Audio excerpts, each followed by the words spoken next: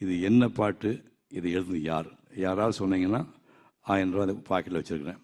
Doctor பட்டம் வாங்கிட்டு மேடையில் பேசின நடிகர் சிவகுமார், எஸ்எஸ்எல்சி ஃபெயிலுப்பா, தமிழ் இலக்கியத்தில் பாட்டு எழுதியிருக்காரு அப்படின்னு கலைஞர் எழுதின வசனத்தை பேசினாரு பாருங்க. இந்த வயசில் இப்படியா? காவிரி தந்த தமிழகத்து புதுமணலில் களம் அமைத்து சேர சோழ பாண்டி மன்னர் கோபுரத்து கலசத்தில் யார்குடிதான் பறப்பது என்று இன்று போல் போதொடுத்து கொண்டிருந்த காலம் அது. அந்நாளில் ஓர் களத்தில் தாய்நாடு காக்க தாவி பாய்ந்து செத்தா தந்தை என்ற செய்தி கேட்டு தணல் வீழ் மெழுகானாள் தமிழகத்து கிளியொருத்தி. அனல் போலும் கண்டுடனே அயலூர் சென்றிருந்த அவள் கணவன் வந்துட்டான். புனல் போக்கும் விழியாலே அவள் போர் செய்தி தந்திட்டாள்.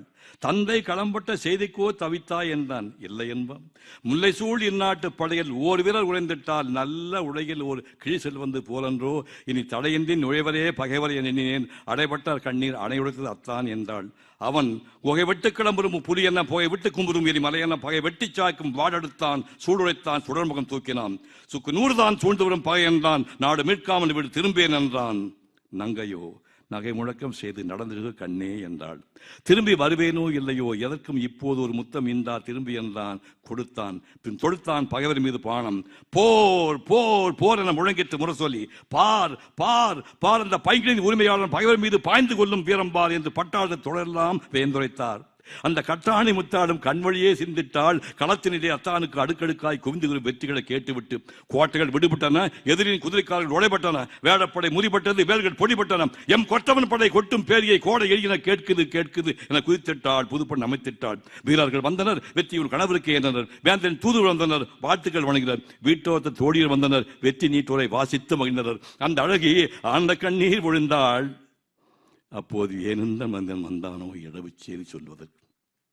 என்னமே பெண்பாவாய் கண்ணல்ல கலங்காதே களச்செய்தி கடைசி சேடு கேழ்ந்தான். அந்தோ மாவலை தோரணம் கட்டி மணவிழா மேடை தன்னில் வாழ்விலே ஒன்றானோம் என்று சொன்ன கண்ணாள் மார்பிலே வேல் சாங்கி நல்ல சாவலே விழுந்து விட்டார். ஆவிதான் போன பொண்ணும் உயிர் வாடும் ஆரணங்கு அச்செடுத்த தமிழ் பதுமை கூவி அழுதாள். கொத்தான மலை இந்த குடும்பம் அதை கொத்தாமல் கொத்திவிட்ட குடும்ப சாவை பழித்தாள், இழித்துரைத்தாள். இது என்ன மிச்சம் கனி அழுகி போனதென்றும் கதறி எழுதாள். பனிவெல்லும் விழிகாட்டி பனவெல்ல மொழியுரைத்து பள்ளியரை கவிபாடும் நாளெல்லாம் மண்தானோ, இனிது தூங்காத கண்தானோ என அழுதாள். அத்தான் என் பிணம் கிடக்கும் களம் நோக்கி தொழுதாள். சோகத்தால் வீழ்ந்து விட்டவள் காதில் வெற்றி வேகத்தால் பகைவு தட்டும் போர் முரசம் பட்டதுதான் தாமதம், கெட்டதுதான் கெட்டதும் கூடி முழுவதுமே பட்டொழிந்து போகட்டும் எழுந்தாள். மட்டிலா போல் கொண்ட நாட்டுக்கே என்று வீட்டுக்கோள் வாழ்வேன் என்றால் வட்டினால் நாடி பார்க்கும் தினம் கொண்ட தமிழ்நாட்டு மாதரசு தொட்டிலே இட்டு தான் வளர்த்த தூய செல்வன் அட்டியின்றி கல்விற்கு ஆரம்பத்தடி ஆசானம் சென்றுக்கு நினைவு கொண்டாள். அம்மா என பாய்ந்தான் அழகு மிகு மழை அன்பு தங்கம். அப்பா தாத்தா ஊர் திரும்பினாரோ என்றான். திரும்பி வந்து சாவூர் சென்று விட்டார் கரும்பே நீயும் வா என்றாள். என்ன வாங்கி வந்தார் என்றான். மானம் மானம் அறியாத மானம் என்றாள். மகனே அதை சோதிக்க நீயும் வருகை என்றாள். வந்து விட்டான் கொலை குழந்து குடும்ப வழக்கு எரிந்து கொண்டே கூறுகிறாள். எதிரியின் படையெடுப்பால் நம் குடும்பம் தடையொந்திட்டு மரமாகி போதடா தம்பி, கவலை இல்லை, களம் சென்றார் மாண்டார், ஆனாலும் இந்த நிலமுள்ள வரையில் மானங்காத்தார் என்ற பெயர் கொண்டார். என் மகனே நீயும் தொழிலே பலமுள்ள வரையில் பகையை சாடு, பரணி பாடு, இதுவும் தாய் திரு நாடு உடனே ஓடி என்று தாவி அணைத்து தளிர் மகன் தன்னை சீவி முடித்து சிங்காரித்து ரத்தக்காய் பிடிந்த வாழ் கொடுத்து சென்று வா மகனே செருமுனை நோக்கி என்று வாழ்த்தி விட்டாள். அது திருவிழா. என்னையா வசனம், என்னையா வசனம். எஸ்எஸ்எல்சி ஃபெயிலுப்பா. அந்த மனசு எழுதின மாதிரி நீங்கள் சங்க இலக்கியம் புத்தகம் கொடுத்துருக்காரு. அந்த சங்க தமிழ் புத்தகத்தை வாங்கிப்பா. இது மாதிரி 1000 கதை இருக்குது. கலைஞர்கள் என்னுடைய சொன்னார், நான் எஸ்எஸ்எல்சி பரீட்சை எழுதுகிற தம்பி, எழுதி பாஸ் பண்ணால் ஐஏஎஸ் போக சொல்லுவாங்க, நான் மேற்கொண்டு படிக்க விருப்பம் முடியாதனால் பரீட்சை எழுதாமல் தவிர்த்தேன் அப்படின்னு என்கிட்ட சொன்னார். அப்படி எஸ்எஸ்எல்சியை தேர்ச்சி பெறாத ஒரு இளைஞன் சங்க இலக்கிய பாட்டுக்கு ஒரு உரை எழுதியிருக்காருங்க. கற்பனையே பண்ண முடியாது. அந்த பாட்டை சொல்லுகிறேன்.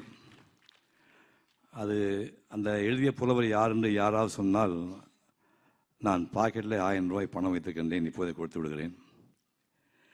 கெடுக சிந்தை கடிதிவள் துணிவே முதின் மகளிர் ஆதல் தகமே மேனாள் ஊற்ற செருவிற்கவள் தன்னை யானை எறிந்து களத்தொழிந்தனே நெருநல் ஊற்ற செருவிற்கவள் கொழுநன் பெருநிலை விழுங்கி ஆண்டப்பட்டனே இன்றும் செருப்பலை கேட்டு விருப்புற்று மயங்கி வேல்கை குழைத்தும் எழுதி விழித்துள்ளி பாருமை குடுமி எண்ணெய் நீவி ஒரு மகன் நல்லது எல்லோடு செருமுகம் நோக்கி செல்கன விடுமே. இது என்ன பாட்டு, இது எழுதுனது யார்? யாராவது சொன்னீங்கன்னா 1000 ரூபா பாக்கெட்டில் வச்சுருக்கிறேன். யார் திரும்பமாக தெரியல. இது எழுதியவர் ஒக்கூர் மாசாத்தியார் என்று சங்க புலவர். ஒக்கூர் மாசாத்தியார் ஒரு பெண்மணி, பெண் புலவர் எழுதின பாட்டு அது. அதுக்கு அர்த்தம் வந்து, போர் நடந்துட்டு இருக்குது, போருக்கு போன தகப்பனார் வந்து ஒரு 60 வயசு தாண்டின ஒரு 2 நாள் சண்டை போட்டு போரில் இறந்துட்டார். அதுக்கப்புறம் வெளியூர் இருந்து கணவன் வர்றான், கணவனை போருக்கு அனுப்புகிறான். அவன் கொஞ்சம் பைல்வான் சூர்யா மாதிரி பலசாலியான நாடு, ஒரு வாரம் சண்டை போட்டு அவனும் வேற மரணம் அடைஞ்சிட்டான். அதுக்கப்புறம் நாடு நல்லா இருந்தால் தானே வீட்டில் நிம்மதியாக இருக்க முடியும்னு அடுத்த போருக்கு அனுப்புகிற யாரும் யோசிக்கும்போது 10 வயசு பாலகன் வந்து ஆரம்பத்தடியில் படிச்சுட்டு இருக்கிறான் வாத்தியார்கிட்ட.